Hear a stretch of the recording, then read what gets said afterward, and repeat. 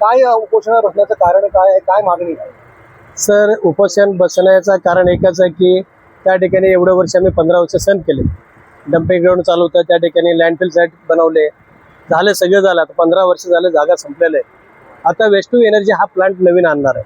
आता एक तर लोकांना आतापर्यंत याची टीव्हीची बिमारी, दम्याची बिमारी, असे बरेच लोक वारले पण, त्या ठिकाणी मेले पण. आज कुठेतरी एवढे लोक आज कुठेतरी श्वास घ्यायला लागलेत. जागा संपली तुमच्याकडे, आता मोठी परत एक कॅन्सरची एक बिमारी आणून ठेवतात.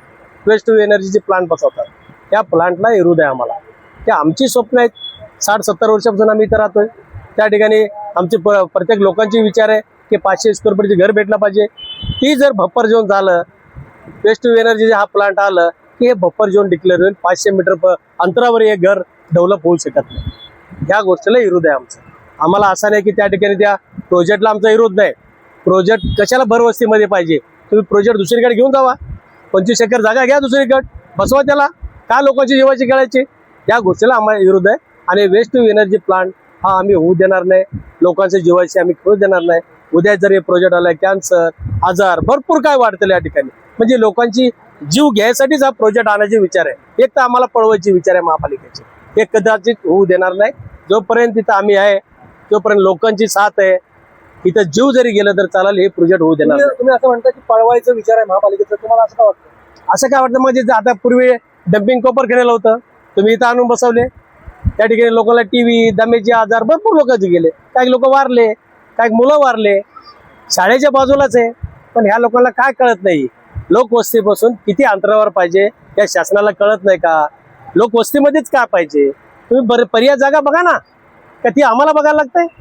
आम्ही बघून देतो तुम्हाला जागा, आम्ही दाखवतो तुम्हाला, तरी ते फॉलोअप करत नाही. कोणाच्या हट्टामुळे हे सगळं होतं? हे पण महापालिकेचे हट्ट असेल, महापालिकेचे कमिशनरचे हट्ट असेल, नाही तर तिथले कुणाच तर लोकल लोकांचे हट्ट असेल. काय इथं झोपडपट्टीमध्येच का तुमचे एवढे जीव गुंतले? जावा ना बाहेर. नाही का जागा? दुनियेत जागा आहे, वारे बंद पडलेत. प्रशासनाला स्तरावर का मी पत्रव्यवहार वगैरे? पत्रव्यवहार केलेले, जागा दाखवलेत. मी सीएम बरोबर मिटिंग लावले, कमिशनरचे लावले, कलेक्टरचे लावलेले, मिटिंग पण लावले.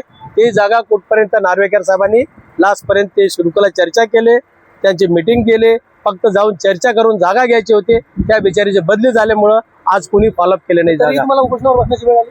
पण तरी या जागा त्यांनी बाकीचे प्रशासनाने जागेचे फॉलोअप केलेच नाही ना. मग या ठिकाणी आता ते प्रोजेक्ट आले, त्यासाठी मला उपोषणावर बसणं गरजेचं आहे. काय पुढील अजेंडा काय? म्हणजे उपोषण शेवटपर्यंत तुम्ही थांबणार? काय आश्वासन पाहिजे तुम्हाला तोंडी? मला तोंडी आश्वासन पाहिजे. जोपर्यंत वेस्ट टू एनर्जी हा प्लांट इथून आम्ही बाहेर घेऊन जाऊ, तरच मी इथून उठान, तोपर्यंत उठणार. लेखी स्वरूपात पाहिजे.